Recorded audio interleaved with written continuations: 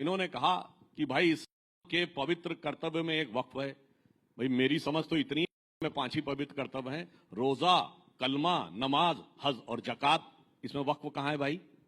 और मैं ये भी बताना चाहता हूं, इसी बात में 1894 में प्रिवी काउंसिल का जजमेंट आया था, जिसमें सर सैयद अहमद ने कोट किया था कि वक्फ मूल परंपरा का हिस्सा नहीं है, ये शरिया का हिस्सा है। उसके लिए मुजार शब्द का प्रयोग किया। इसलिए वक्फ अल औलाद, आपको बड़ी मजेदार बात पता है, वक्फ अल औलाद यह है कि मैंने जमीन तो वक्फ कर दी मगर रहेंगे मेरे ही परिवार के लोग। मतलब मैंने अपना पैसा तो मंदिर को दान कर दिया मगर रहेगा वो मेरा।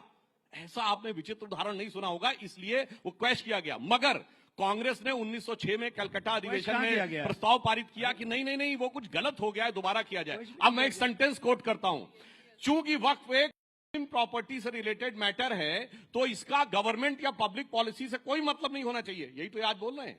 ये इंपीरियल लेजिस्लेटिव काउंसिल में अप्रैल 1913 में मोहम्मद अली जिन्ना का स्टेटमेंट है, जो कांग्रेस के सपोर्ट से इन्होंने अंग्रेजों के जमाने में कराया। 1913 से 2013 तक इनकी किस वाकफियत ही नहीं बदली। और मैं पूछना चाहता हूं, इमरान मसूद साहब तो यूपी के रहने वाले हैं, यूपी कह रहे पढ़ाई लिखाई में पीछे रह गए।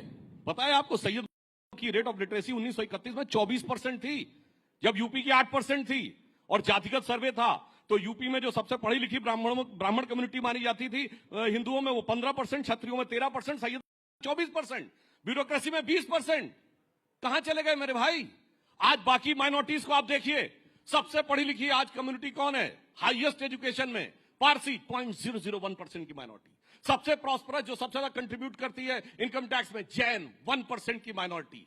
सबसे एंटरप्रेन्योर कम्युनिटी कौन है? सिख 1.8% की माइनॉरिटी। उसके बाद आप देखिए क्रिश्चियंस में एजुकेशन का स्तर कितना है, यहूदी छोटी सी माइनॉरिटी कितना है। और ये, जबकि मैं आपसे कहूं आजादी के समय इनमें से किसी एक की भी रियासत नहीं थी, 1-2 सिख रियासतें छोड़ दें, जबकि इनकी तो लाइन लगा के रियासतें थी।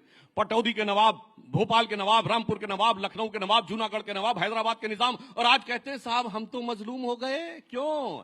जो हुक्मराने वक्त थे वो आज मजलूम हो गए, क्योंकि सेक्युलरिज्म के जाल में ऐसे फंसे और उल जलूल हो गए। और सुनिए ये उल जलूल मामला क्या है। 2013 में आई सच्चर कमेटी की रिपोर्ट, जो कहती है कि हालात इतने खराब हैं कि साहब ये तो शेड्यूल कास्ट से बदतर है। और आपको पता है 1913 से 2013 तक 17 लाख एकड़ जमीन आई थी वक्फ में, और 2013 से 2023 में 21 लाख ऐड हो गई। मतलब गजब का आपका लॉजिक है।